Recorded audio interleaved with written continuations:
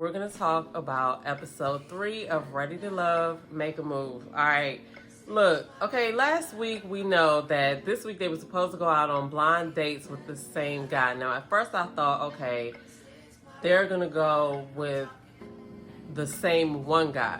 But it does make sense that they split it up because Zadia and Ashley are a little bit younger than Vern and Shareese. Okay, so last week we know Shareese and Zadia got into it, and I really am still confused about what actually happened. Like, I even watched a little extra scene or whatever. It really didn't give much more. Like, I feel like they're talking about something and we don't know exactly what happened. It was like two different energies. Zadia even apologized to Shareese. Shareese was not open to it. She was really just closed off to Zadia. So I was just like, what happened? Like, what are they talking about? But I guess as we go forward in the season, more will come out. I mean, because they even showed a little clip of Zadia and Vern in the kitchen the next morning talking about how they were both hurt about the situation. So, like I said last time, how long did it go on? What was said? What actually happened? What were they arguing about? Like, and then Zadia and Vern talked about their expectations of like what they want to get out of this experience. And so this is the added part that I like about this show, that they actually have each other to bounce stuff off of and you know, and talk or whatever. Even though Zadia and Shareese are not seeing eye to eye right now, something tells me that they will come together by the end. I don't know. I could be wrong, but we'll see. You know, usually that's what happens. So maybe they'll come together. We'll see. This is going to be good because we won't only get one person's point of view of how this person was to date that they're sharing these blind dates with. We'll get two people's perspective. And it's interesting what happens when you change the person, you change the equation. So, but the two guys that they brought in for these dates, one was Kirsten's 38. He's an ex-NFL player, and it said / entrepreneur. And, then this is Walter. Walter is 46 and he's a musician now. I was like, okay, Walter. But then as I kept watching him, I was like, Walter acts like he's like older than 46. But Walter was cool. But those musicians, I don't know. Maybe he settled down. Okay, so let's get into these dates because Ashley met with Kristen. And their date seemed to be fun. They had like conversation flowing. She was excited about how he looked, and he seemed to be, you know, engaging with her and everything like that. I did watch the little short clip on OWN where they kind of further talked about stuff, and he asked her about her nails, and he is thinking about becoming vegan because meat is having an issue with him right now. But it must have been hot as hell wherever the hell they were because he had sweat dripping off his head. Like, his neck was wet. It must have been hot as hell, okay? Then he met with Zadia. Now, I don't even know the order of like who met who first, but his personality came off really different when he first sat down with Zadia. Like, he just wanted to sit there and stare at her, and it was like, it seemed like it became awkward to her. But it was just like, okay, he was just like shook it. It was kind of weird to me in the beginning. Or it was kind of weird the way that they edited it together. I'll say that. It was cringy a little bit. So the conversation that they had kind of included her talking about she would gift the right man a kid. Now, I don't know why. I do know why women say they'll gift a kid, because carrying a baby and having a baby, yeah, it is work. But I'm not doing all that work and giving it away. I might let you share in that experience with me, is what she could have said, right? But don't say you'll gift a man a baby, because no. Girl, no.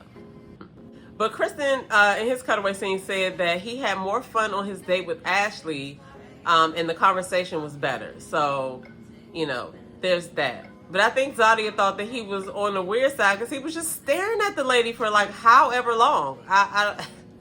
That was wild. So then we see Vern and Walter go on a date. They went to a cooking class. They made etouffee, and they showed us them talking about each other moving to the other state, right? If everything goes like it's supposed to.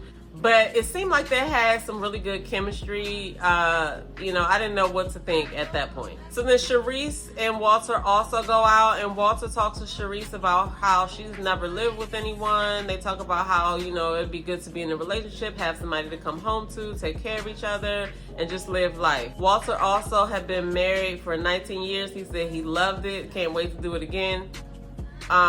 And he already has Maurice beat because he can hold a conversation. So I was like, okay, Walter, all right. So then the ladies go on dates again with their keeper, okay? And these dates were interesting because they have to meet back with the matchmaker. So they show us Maurice and Shareese on a picnic, okay? So Shareese is like, okay, maybe he's gonna open up. This is probably a different setting. She was excited to see what's gonna happen, right? No, nothing to see here, folks. At that point at the picnic, I was like, this is going to be hard, right? I don't know. We don't know how long these pauses in between their conversations were. How I don't know. But I definitely was just like, oh, it's nothing to see here. Then they go and show Zadia and Ashley talking about the fact that they just dated the same dude. Ashley really don't want to share these dates, but she gonna go along with the process, she said. So Zadia actually apologizes to Shareese and tries to have a conversation to change the energy in the house. Shareese wasn't open to it. So it was just like, I feel like we're missing something there. I don't know, but Shareese is acting like, Zadia is crazy. I don't know. Well, I guess more will come out, but like I said, usually the vibe will change by the end. They're beefing now, but they may work it out. I don't know, because I don't feel like we know everything that happened. Because I can't follow what's going on. If y'all know what's going on, outside of her being locked out and calling her phone, I just don't feel like it's that big of a deal for Shareese not to be like, okay, we're staying in the same house. She apologized. Let me apologize for whatever, and do it like that. But there must be something that we're not seeing. Zadia thinks Shareese is a snake. Shareese says she's gonna move how she wants. So that's where we're at now. So Zadia, Ashley, Cameron, and Donald go out on a group date. Here's a group date, guys. They go to a bowling alley, and Zadia and Ashley are just kind of chatting it up about the guys. Ashley is in her feelings because she hasn't heard from Donald in 2 days. They were talking, and all of a sudden it stopped. So she's upset because he hasn't called, text, sent a pigeon, nothing. So then Cameron shows up. Him and Zadia got on like colorful shirts. Their vibe matches each other. They're excited to see each other. Then Donald arrives. Ashley lets him know off the break that she is in her feelings about him not texting. He goes to his phone and shows her that he's been texting her, and she doesn't have the text. Now, that might be an Android problem, like he said, because, if we can't rely on the fact that the text is sent when we send it, like, what are we all even doing? So it looked like she was able to get past it before they started bowling, but after they sat down from bowling, Ashley was like kind of being a little bit negative. She was looking at Zadia and Cameron, talking about how cute they were, saying how she loves it over there, and then she brought up the texting again to Donald. Now, if in fact he did send text, like, it's not his fault that they didn't go through, but he could have called her. He could have called her, right? I don't know. It's a fine line. Some women don't like to call men, because she could have called him too to see what's up. She brought the situation back up, and you could tell it kind of brought the vibe down or whatever. But the date was a cute date, though. So then we go to Vern. Vern and Jabari have a date, right? Now, in their date, they talk about her other date. And then, pay no attention to this little rogue lock, y'all. It's, Anyway, the topic of finances comes up on their date. And Jabari basically is like, listen, it is a cap on my salary. I'm an employee, not an entrepreneur. And so they get to talking, and he does reveal that has been a problem in the past. He even said that his friends told him that he needs to stop dating women out of his league. Then Vern asked, what did those women want? And he listed all these things, but at the end of the list, he said the same things you want, or the same things you're asking for, or something to that effect. And I was just like, oh, Jabari, like, why would you say that? But at the same time, if your friends are giving you that advice, what are you doing? What are you doing? I do think Jabari likes her. Like, that's not a question. But I feel like this is going to be something that comes up later. I don't know. It just seems like it would.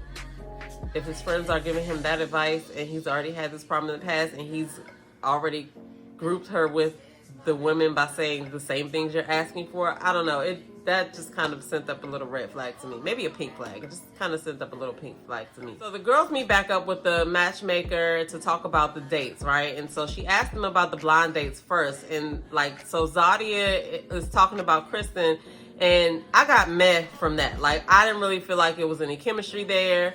And then Ashley talked about Kristen, and she was excited. She likes Kristen. Vern liked Walter, and Shareese liked Walter.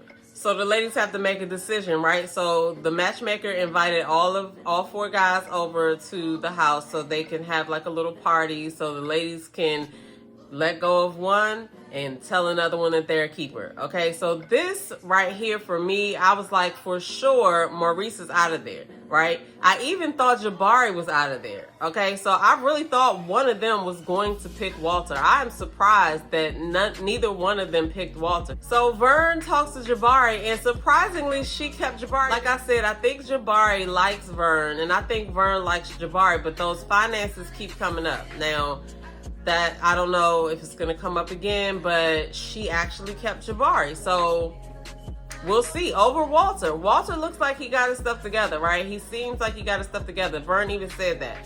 So it's like, okay, you letting Walter go, and you will keep Jabari. All right, and you have no idea what other types of men are about to come in here. So I don't know. Jabari's still hanging in there now.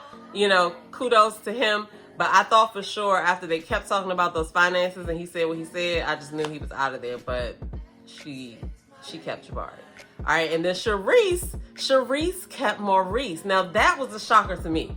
I realized they did have a conversation where they actually connected, and it seemed like Shareese was like, oh, you know what? He's a man of few words, but he actually is listening and has something to say.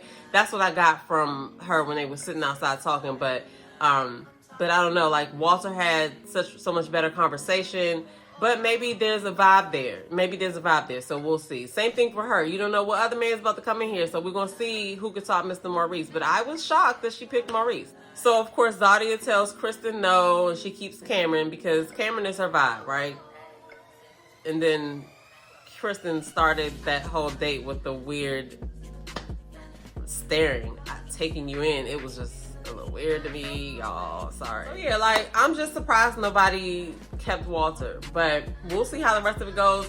Ashley did talk to Donald, and she got emotional, and she ended up walking away from Donald. So we didn't see what she said to Donald. Now, I know she likes Kristen, but she really likes Donald, but then she's thinking about the whole text thing still. She didn't get the text, he didn't call her, and he didn't reach out or whatever. So, you know, I guess we'll see what happens next week. And next week we see Vern telling Jabari, you know, yeah, keep your options open until we committed. Nothing, you know, we're free. So that's funny. And then we see Ashley get emotional again with the matchmaker, right? So, like, I love Ashley's personality, right? Ashley is so bubbly and happy and positive, and she just seems like she's a fun, cool person to hang out with. But I feel like Ashley is sad inside. I feel like she is sad inside, okay? I don't know, but I feel like she needs to focus on her, for real. That's what I think. But anyway, y'all get in the comments below. Let me know what you thought about this episode. I really can't wait till next episode because I really just wanted to see what Ashley was going to do. I did kind of already know what the women were going to do except for Shareese. I just thought, you know, Shareese was going to keep Walter. I don't know. Anyway, I'm your girl, Demetra Joe, and I'll see y'all in the next video. Peace.